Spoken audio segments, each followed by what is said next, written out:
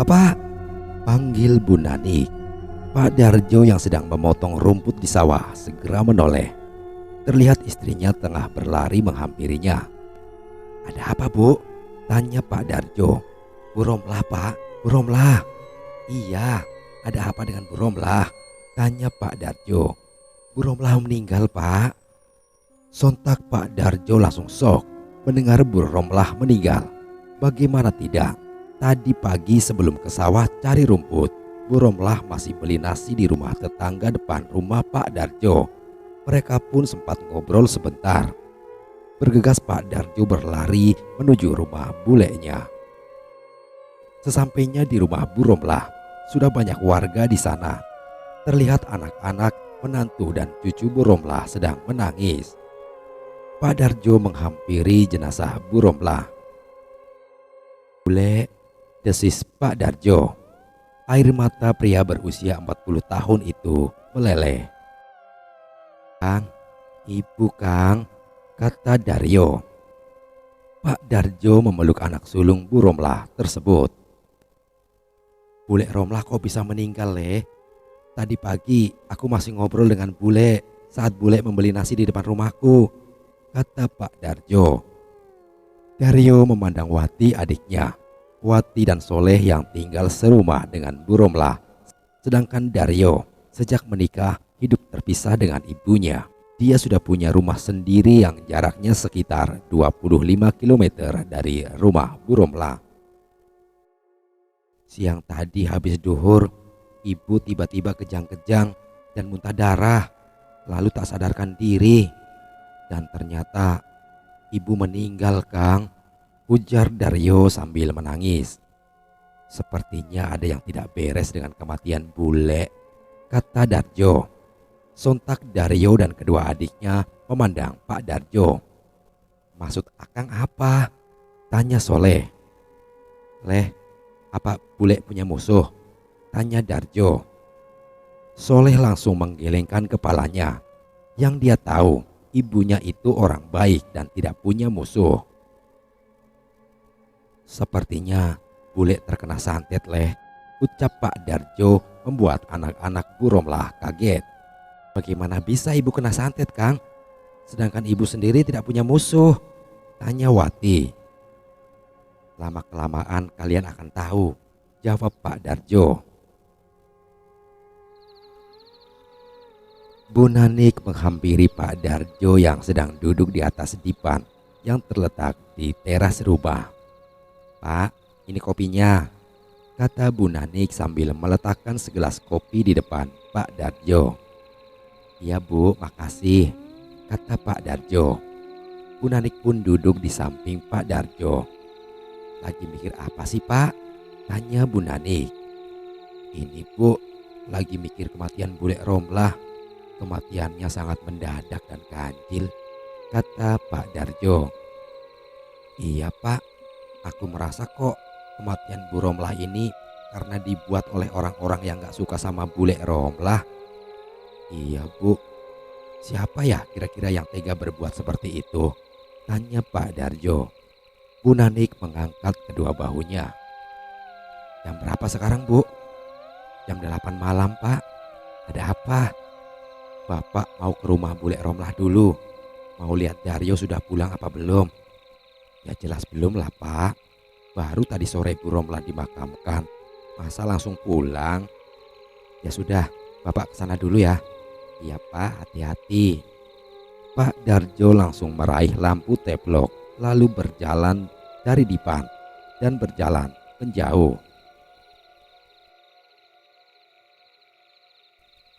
"Darjo." Pak Darjo yang sedang melintasi kebun pisang langsung berhenti. Beliau menoleh ke sana kemari, tak ada orang. Jadi siapa yang memanggilnya? "Darjo." Terdengar lagi ada suara memanggil Pak Darjo. Siapa?" tanya Pak Darjo gugup. Beliau menatap ke kebun pisang dan nampak ada sosok Bu Romlah menatapnya.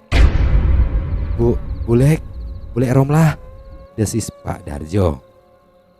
"Tolong Bule, Dar." Bu Bule kenapa? Pak Mijan. Setelah menyebut nama Pak Mijan, sosok Bu Romlah menghilang. Pak Mijan adalah tetangga Bu Romlah yang jualan sembako di pasar yang sama seperti Bu Romlah. Pelanggan Bu Romlah lebih banyak daripada Pak Mijan karena barang dagangan Bu Romlah lebih murah harganya daripada yang lain. Sampai Bu Romlah mempekerjakan 2 orang untuk kios sembakonya di pasar. Saking banyaknya para pelanggan dan Bu Romlah merasa kewalahan.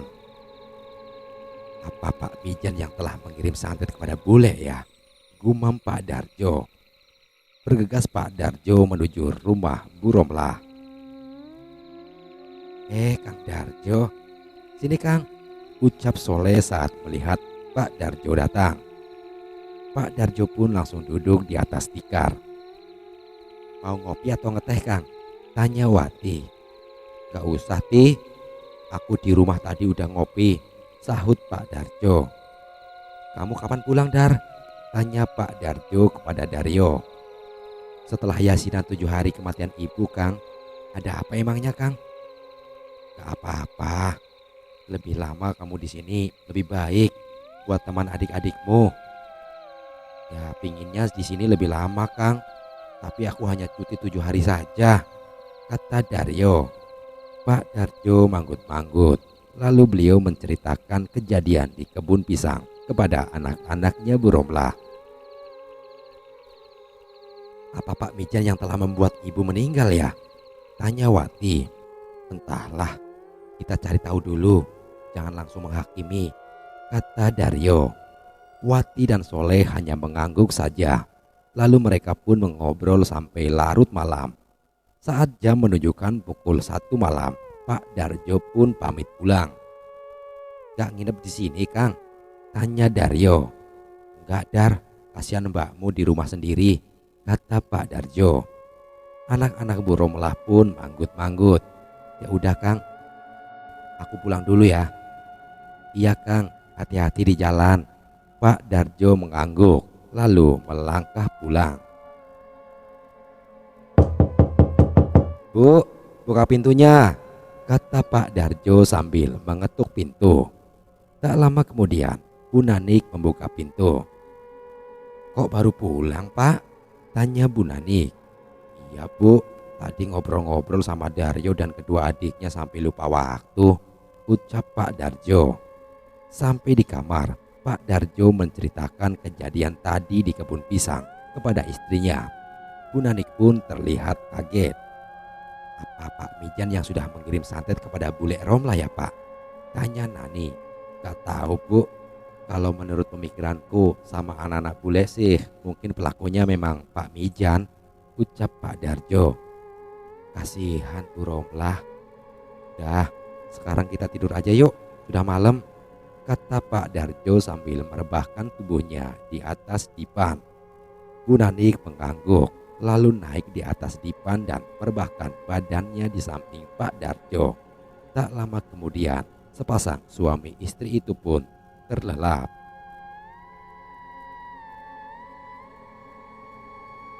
Pak Darjo dan istrinya menggantikan posisi Bu Romlah di pasar karena anak-anak Bu Romlah sudah menyerahkan kios sembako ibunya kepada Pak Darjo. Wati sibuk dengan pekerjaannya sebagai kepala sekolah di sebuah SMA. Daryo sudah pulang ke rumahnya dan kembali ke rutinitasnya sebagai dokter di rumah sakit. Sedangkan Soleh sebagai seorang polisi yang tentu saja tidak mungkin mengurus kios sembako ibunya. Joh, kok si Nono udah 2 hari tidak masuk kerja ya? Kenapa ya? Tanya Pak Darjo. Loh, Kang Darjo tidak tahu apa? Kan si Nono udah meninggal Kang, sahut Jojo. Innalillahi, kapan Jo? Tanya Bu Nanik dengan Pak Darjo serempak. Seminggu yang lalu Kang, setelah Mbah Romlah meninggal, jawab Jojo. Lah kok gak ada siaran berita lelayu di masjid? Tanya Pak Darjo. Tempat tinggal Nono dan Pak Darjo tak terlalu jauh, hanya berjarak sekitar 1 kilometer. Kalau di kampung Nono, ada orang meninggal pasti siaran masjid dari kampung Nono kedengaran dari tempat tinggal Pak Darjo. Sengaja tidak disiarkan di masjid, Kang. Kenapa? Soalnya meninggalnya nggak wajar, seperti buat tumbal pesugihan gitu. Makanya dari pihak keluarga Nono tak mau disiarkan di masjid. Pak Darjo dan Bu Nanik hanya manggut-manggut. Oh iya Kang, di tadi pagi sewaktu aku mau buka kios, Pak Mijan kok ngasih garam ke depan kios ini ya? Tanya Jojo. Nah itu dia Jo, kematian bulekku juga tak wajar seperti kena santet. Lalu Pak Darjo menceritakan kejadian di kebun pisang saat Pak Darjo melihat arwah Bu Romlah. Mending Akang konsultasi saja sama orang pintar agar tak terjadi sesuatu di kios ini, usul Jojo. Iya, nanti sore rencananya aku mau ke rumah Mbah Parto buat konsultasi. Iya Kang, lebih cepat lebih baik. Pak Darjo hanya mengangguk. Jam menunjukkan pukul 7 malam. Pak Mijan duduk di teras rumah dengan Santo, anak laki-lakinya. Kakakmu kapan mau pulang San? Tanya Pak Mijan. Katanya sih minggu depan Pak, tapi Mbak Naning pulang sendiri nggak sama suaminya. Soalnya suaminya baru banyak kerjaan, sahut Santo. Ya sudah, nggak apa-apa. Yang penting Mbakmu sudah ada di rumah saat pengajian setahun ibumu, kata Pak Mijan. Ya, istri Pak Mijan sudah meninggal dan setahunnya istri Pak Mijan 8 hari lagi. Oh iya Pak, Bapak cari dukun di mana sih buat nyantet Bu Romlah? Kok langsung tepar gitu Pak? Tanya Santo.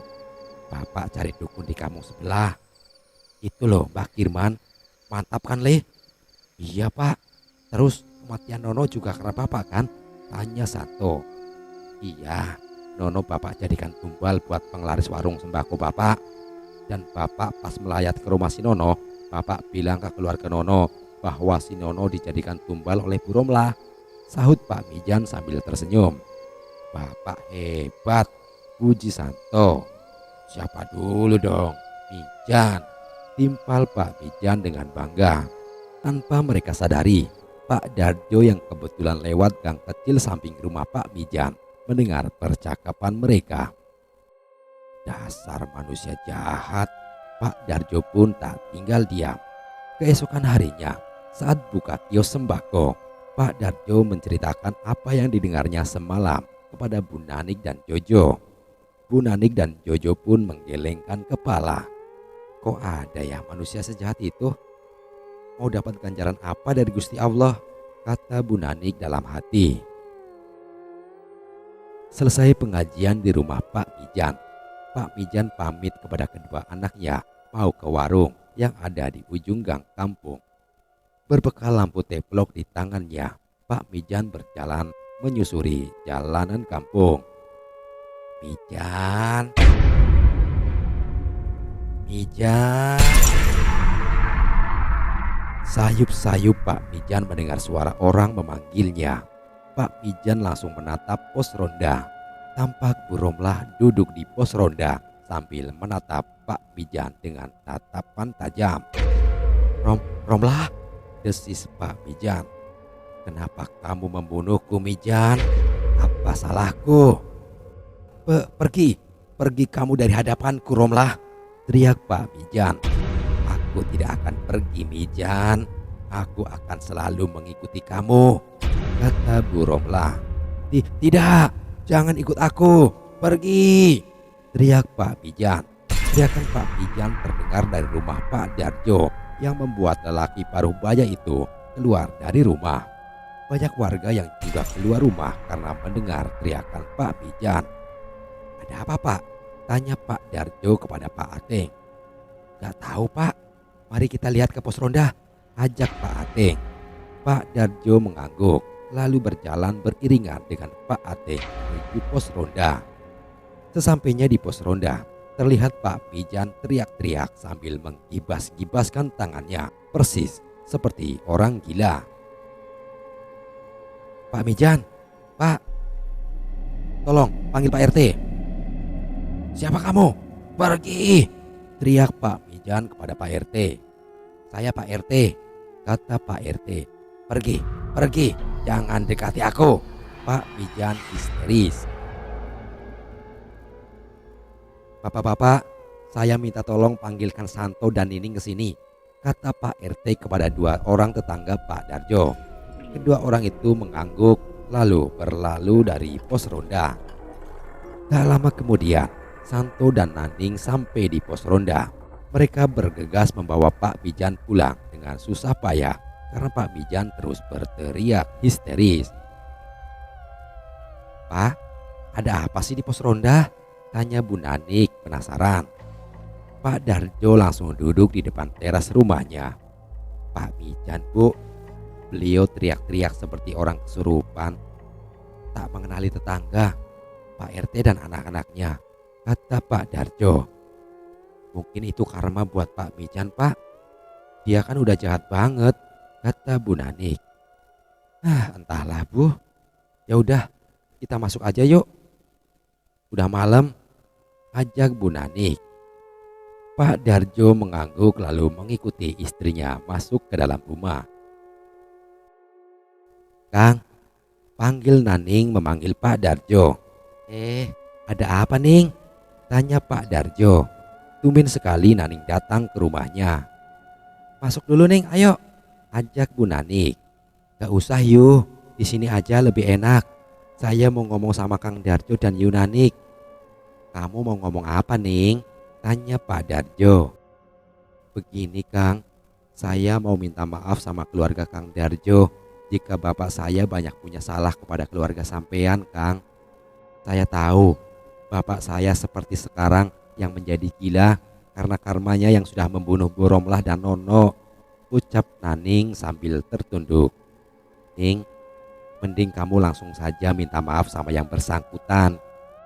Kalau aku sih sudah memaafkan Pak Mijan, kata Pak Darjo.